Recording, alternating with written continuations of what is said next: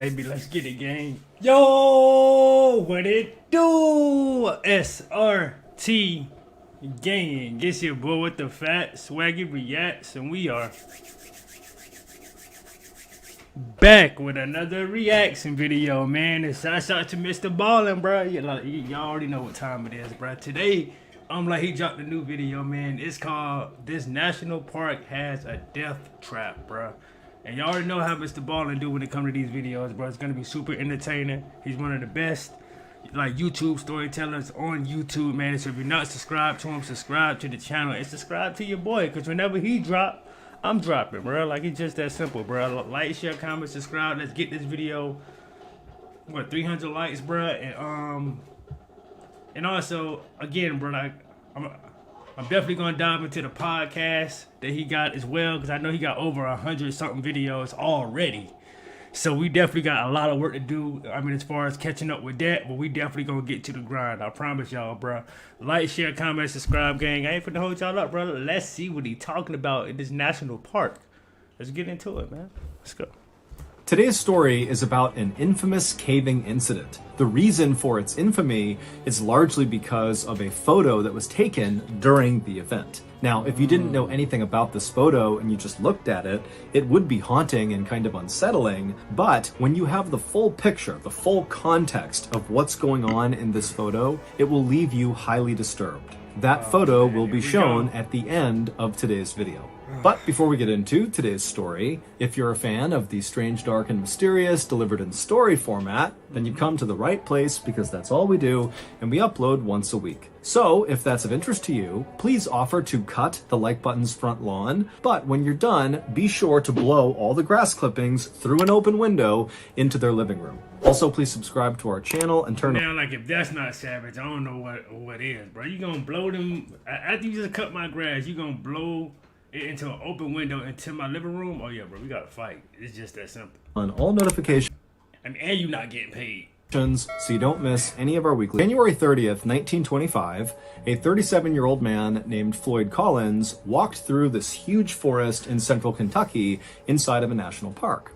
As he walked along, his boots splashed in the melting snow and mud on the ground, and above him, all he heard was the sound of water dripping down amongst the leaves. It was warmer than it had been in several days, and so that was why Floyd was out here. He was trying to take advantage of the nice weather. And so after walking for a while on this muddy, slushy trail, the trees around Floyd began to thin out, and then eventually he reached the edge of the tree line, and in front of him was this huge clearing. Now, in this clearing, the trail he was on continued straight ahead, but it came to a stop in front of this huge cavern-like opening in the side of a hill. And so without hesitation, Floyd stepped out of the trees into the sunlight, and he walked the rest of the trail right up to the opening of this cavern, and he stopped and just stared and smiled. This cavern-like space on the side of this hill was the entrance to a cave known as Sand Cave. And Floyd had spent the last week coming out to Sand Cave and exploring the different tunnels, but today his plan was to go as deep and as far inside of this cave as he possibly could. Caves were a huge tourist attraction in this region, and Floyd was a very experienced caver who had been caving since he was 6 years old, and he knew that most of Sand Cave had not been explored. And so if he could go in there and explore all the different parts of the cave and map it all out and make sure it was safe, it was sure to be a huge moneymaker. He could bring people here and lead them on guided tours. So Floyd left the muddy path he had been walking on and stepped foot inside of this grand entrance to Sand Cave. It's basically this 250-foot wide cathedral-like space inside of this hill with ceilings high enough you could stand, but it's totally dark in there. And despite being this big open space, it very quickly funnels to this one kind of tunnel that goes straight down and connects to all these offshoot underground passageways, many of which have never been explored before. See, listen, the second that you take the wrong turn down one of those paths, say goodbye, bro. Cause this, I already don't like the way this story's starting off already. Oh, Lord. Oh, as Floyd walked across this big open entryway, he lit his oil lamp and then began mentally preparing himself for what he was about to do, which was going to be very claustrophobia-inducing, even for a very experienced caver. And so Floyd reached the back of this huge entryway, and he reached this tunnel that would connect to the rest of the cave, and he began walking down it. And this tunnel was not very restricting. You could stand in it, you could move around in it, but it was very short. It was 15 feet straight down at an angle, where at the bottom of those 15 feet was a square hole in the ground. And Floyd, having been here the previous week, knew that damn square hole. Where the hell they keep the slaves down there or something, bro? Like, what the hell kind of shit is that?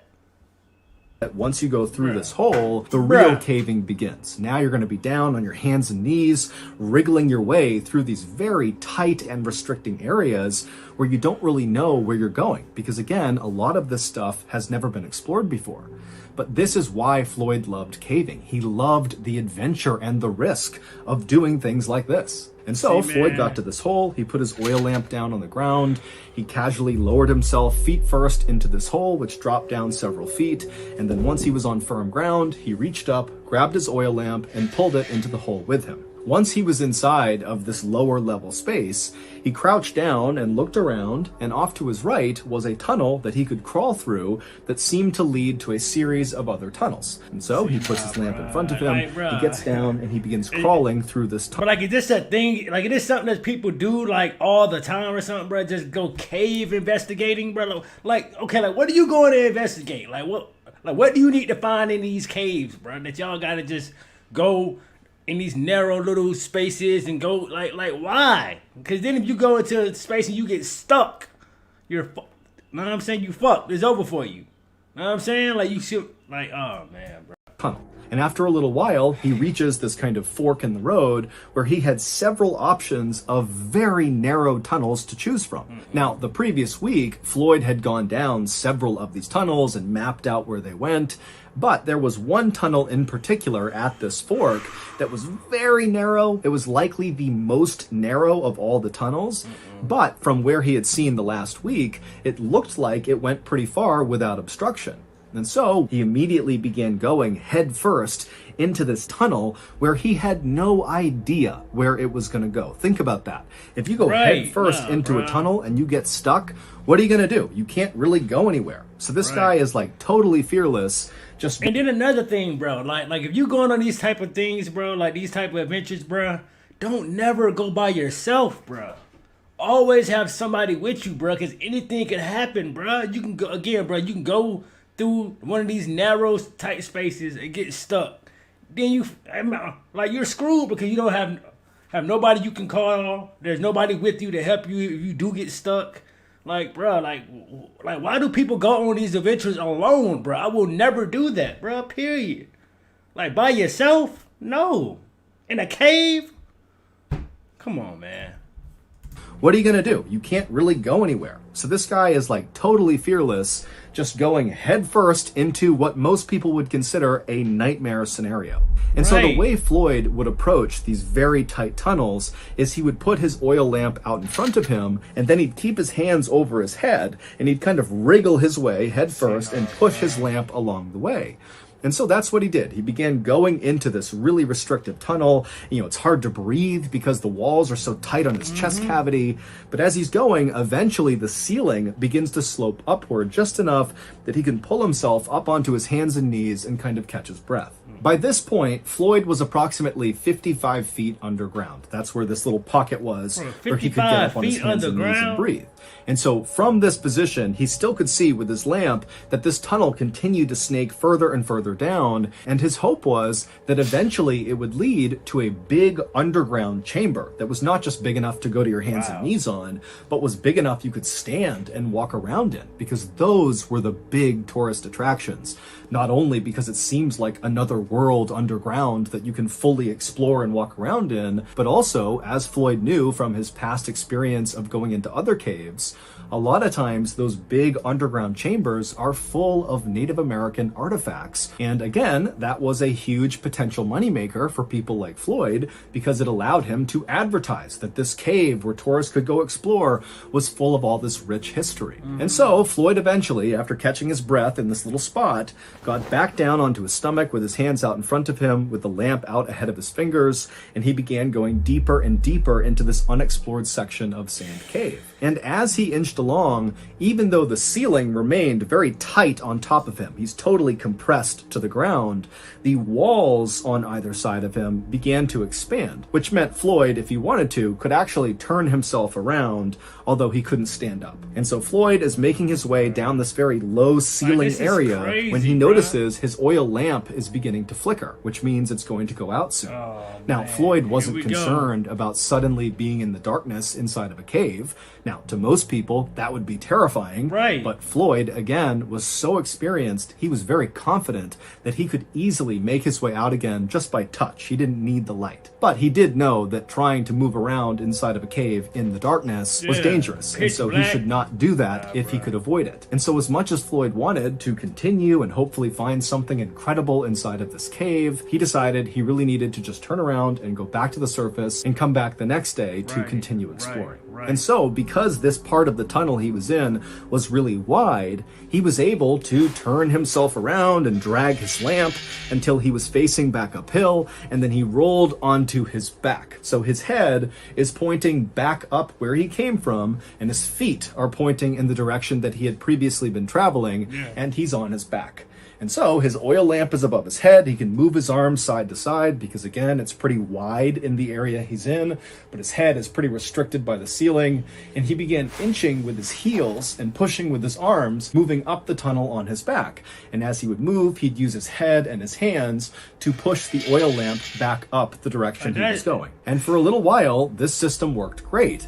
But at some point, right as he was getting close to that area where he was able to previously get on his hands and knees and catch his breath, Floyd accidentally kind of rushed and pushed his lamp too hard and knocked it over, which extinguished the light. And so suddenly, Floyd was cast into total darkness. God, here we go, bro. Here we go. Here's the turn. Here's the turn. Have you ever thought to yourself, wow, Mr. Ballen is so cool. I just wish there was some way he and I could come together and lay the smackdown on the ultra-successful, highly popular social platform Discord. Well, if that's you, today's your lucky day. Because our partner... Hey, bro, like, y'all know I've been trying to get y'all to get, like, me and Mr. Ballen to meet, bro. So, I mean, the way for me and him to, you know, like, finally, like meet each other is through Discord, huh? I got a Discord too. It's down in the description, bro. So go join that up. Yes, I don't be on there that often, but I promise y'all, like, if I get more traction in there, I'm gonna be in there like a lot more, man. So please go join the Discord. It's in the description, please. Over at Discord just told me that if I wanted to host a live storytelling event on Discord, they would uncap the number of people who could watch it live. For reference, Discord has never done this before. Because if you allow an unlimited number of people to join a live stream at one time, it could easily destroy the server temporarily. But you know what they told me when I asked them how they felt about having that be a potential outcome? They said, "Don't worry, John. That would only happen if you had at least 10,000 people on the show at once." 10,000 people? Bro, like, that don't happen for no Discord, bro. Because I think the Discord is what, like, maybe 50 people or some shit like that? So to go from 50 to 10,000, that's crazy. That's crazy. That's crazy.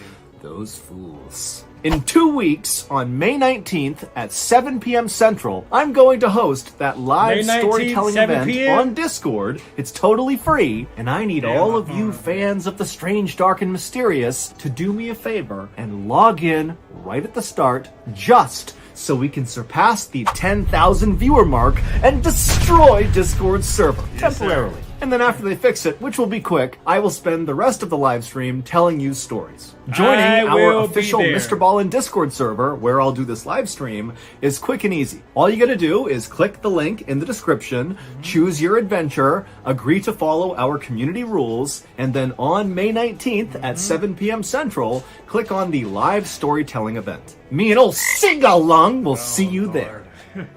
Him and Lungy. Yeah, hey, we there, bro. May 19th, 7 p.m. We there. So y'all make sure y'all there too. It's gonna be fire. I can't wait.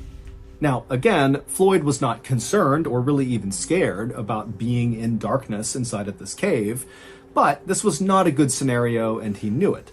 But he told himself, stay calm. He knew where he was in the cave. He just needed to get to that little pocket. He'd catch his breath, and then he'd continue his way back up, eventually reach that hole in the ceiling, that square hole. He'd climb out, make his way out of the cave, and boom, he'd be done. And so Floyd just continued to push the now extinguished oil lamp above his head, and he continued to inch with his heels and moved his arms around to keep going backwards up this tunnel. But then, right before Floyd reached that pocket inside of the tunnel where he could get onto his hands and knees, he heard the sound of falling rocks somewhere below him, kind of near his legs. Falling rocks. Pitch black, he can't see anything. And so Floyd just kind of held his breath and hoped that whatever was happening wouldn't affect him.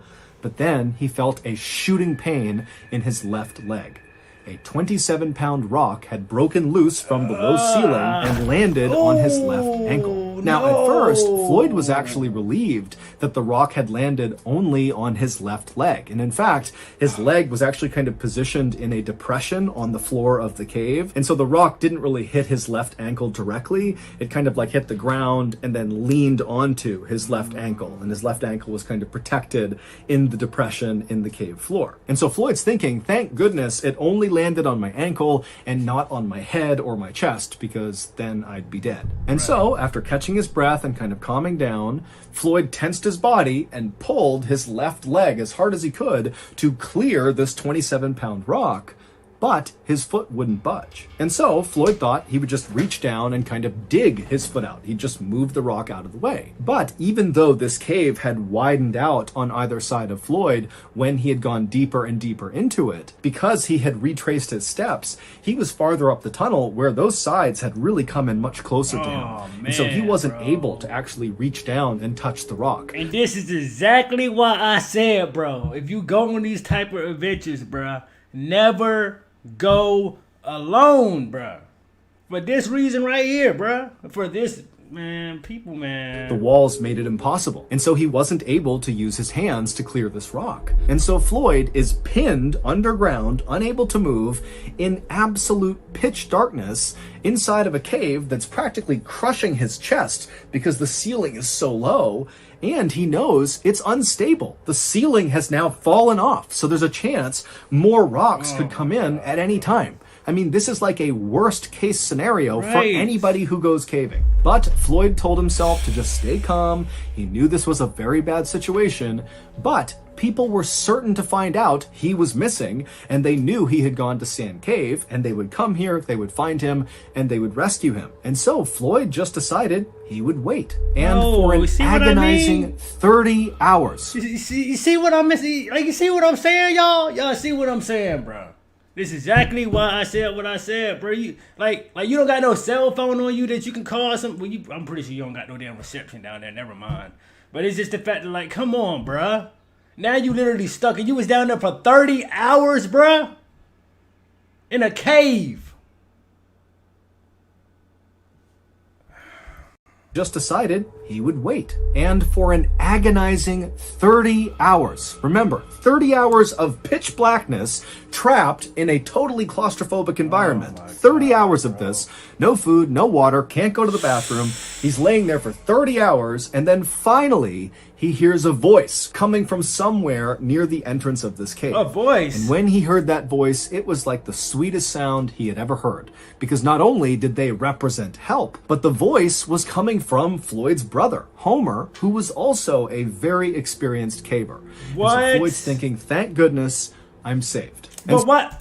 But why wasn't he with you from the beginning? Is what I'm trying to say. Like, what's up with that? Like, why he should have been there already? Do before buying anything online. Don't spend another dime on Amazon until you watch. Shut up! Get out my damn. And so Homer was able to navigate from the entrance down all the way to the tunnel that Floyd was in. And Homer got to that spot in the tunnel where Floyd had gone to his hands and knees, that pocket there. So Homer's in that pocket and he can see Floyd is only a few feet away from him. He can see Floyd's head right there. And so Homer, who had a lamp, he shines the light on Floyd, and the two brothers don't waste any time with small talk. Instead, Homer, who had his oil lamp, had set it up right next to them, and he began feeding Floyd sausage sandwiches and giving him sips of water. And then Homer would tell Floyd that he just did not have the equipment to help Floyd get out right now, but Homer was going to go back to the surface, get men, get supplies, and then come back and save Floyd. And so Floyd is very thankful, he's very relieved, he says goodbye to Homer, and Homer turns and makes his way back up to the surface. 15 hours later, Homer would return by himself,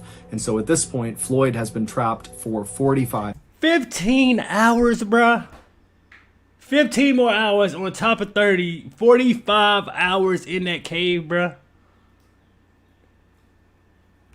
hours. And so Floyd, he's laying there kind of in and out of consciousness, and he hears the sound of Homer calling out to him, and then he hears the sound of Homer chiseling away at some rocks. It would turn out Homer's plan to save Floyd was basically to chisel away the side of this section of tunnel that Floyd was stuck in order to be able to reach down and somehow, some way, clear the rock off of Floyd's leg and then pull Floyd up. Now, Floyd understood, of course, that this plan of chiseling away the side of this tunnel to make it wider was going to take some time, but luckily Homer had shown up with more food and water, and they chatted the whole time as Homer worked, and so Floyd was in good spirits and Homer was very optimistic. But after 8 hours of Homer slowly chiseling his way, widening this tunnel, he hadn't made much progress, and he was totally exhausted. I mean, you got to remember that the angle he was working at was horrible. He was basically crouched down on his hands and knees, chipping away at this rock. And so after those 8 hours, Homer would leave Floyd. But bruh, I'm trying to figure out. He said he was going to get help. Why aren't you going to get help? Like, I'm pretty sure there's people, bro, you need more than one person for this type of job, bro. Like, what the and go back home and sleep and eat and drink and kind of recover. But he told Floyd, don't worry, tomorrow more men will be here to help chisel away this tunnel and get Floyd out of there. Bro. But over the course of the next 50 hours, Floyd remained trapped inside of this tunnel with the rock pinning his leg. Bro. At this point, I feel like his brother's doing this on purpose, bro. There's no way you're going to leave him in their cave for that. What? It makes no sense, bro. He's literally been in this cave for fucking, what, 3 days? And despite Homer and several other men getting down there and very diligently chipping away at this tunnel, it just was not happening very quickly. And so over the course of those 50 hours, Floyd began going in and out of consciousness, and he began not being able to differentiate between what was real and what was not. At one point, he would say that he believed the cave had kind of opened up and these angels riding golden chariots with flaming wheels had come in to save him. And as they were lifting him out of the cave, he smelled food and coffee. And then suddenly his hallucination cleared and he realized he was trapped in the darkness all alone, still in this cave. And it was like it destroyed his morale. Right. And so Floyd is really starting to go downhill, and the rescuers are realizing they need to do something, and they need to do something now. But at the 130-hour mark... Obviously, now you realize at the 130-hour mark, we need to do something fast. What? Things got even worse for Floyd. As he was laying there in the tunnel, this was sometime in the middle of the night, and so no rescuers were actively down there trying to chisel their way down to him. Bruh, this should have been a 24-hour type of thing, bruh. No one leaves until this man is saved. Period, bruh. He already been down there for way too long, bruh. Like, come on, bro. This is crazy, bro. Laying there, and he was listening to the sound of the running water somewhere outside the cave, and that sound was kind of amplified down to him. And then all of a sudden he heard the sound of falling rocks somewhere up above. No. And then when those rocks Hell stopped and no, it went silent bro. again, he could not hear the sound of the running water. It was very muffled. And that was when he realized that there must have been a cave-in somewhere higher up in the cave, which meant potentially there could be a significant block just to get down to him. Forget about widening this tunnel. I mean, he could be actually entombed inside of Sand Cave. And so Floyd did the only thing he could do, which was to pray. What if you could This do is- SEO smarter this and is faster? sad, bro. Like, this With is Wix, really you can sad, edit your bro. meta This is tags, crazy, page- bro. This is crazy, bro. It would turn out that cave-in had indeed blocked the way for rescuers to get down to Floyd. And because of how extensive this cave-in was, the rescuers actually decided to start carving a brand new tunnel that would join up with the side of Floyd's tunnel. I mean, this is an even bigger undertaking than just chiseling the side of the tunnel that Floyd was in, which was their original plan and had taken several days. And so now they have to build this brand new tunnel to Floyd. And so finally, on February 16th, 1925, so a staggering 17 days from the time Floyd got first stuck in this cave, the rescue team finally punched through and reached Floyd. And as soon as they did, the 17 lead rescuer looked over at Floyd, and then he paused, he turned up, and he just said, "Dead." It would turn out shortly after that cave-in, which sealed Floyd in completely inside of Sand Cave, at some point over the next couple of days, those rocks began to break free and tumble down the cave and began striking Floyd until finally one or several of those rocks hit him in the head or chest my and God, killed him. bro. So just Like, imagine you bro. are trapped. You've been there for several days. You're in total darkness. You're entombed. No, not several days. 17 days. This is terrible, bro. Like that has to be one of the worst ways to die, bro. Like, that is crazy to me, son. Now, we've heard some crazy stories on Mr. Ballen videos that like in the magnitude on how these people died, but that right here, bro, it has to be torture, bro. You are trapped. You've been there for several days. You're in total darkness. You're entombed inside of this cave. And periodically, rocks just come tumbling down and smash into you. Who knows how long it took to kill him, but that has to be one of the most agonizing ways to go ever. Exactly. Shortly before Oh that my cave-in God, first bro. happened, a photographer took a picture of Floyd, who at the time believed he was going to get out, and all the rescuers believed they were going to get him out. But shortly after this photo was taken, the cave-in would happen, and at that point, Floyd didn't know it, but he was doomed. Here is that photo. Floyd's body was eventually removed from Sand Cave. However, instead of being buried, because of the interest around this cave rescue that ultimately failed, there was a decision made to actually put Floyd's body on display inside of another cave. Basically, Floyd's body became a tourist attraction. And it would remain a tourist attraction for decades until finally he was removed from that cave and given a proper Wow, bro. So that's going to do it. Wow, bro. Rest in peace to Floyd, bro. Like, that is correct, bro. And that's exactly why I said in the beginning of the story, bro. If you guys going on some like dangerous stuff like this, it don't matter how fucking experienced you is, bro. Never go by yourself, bro.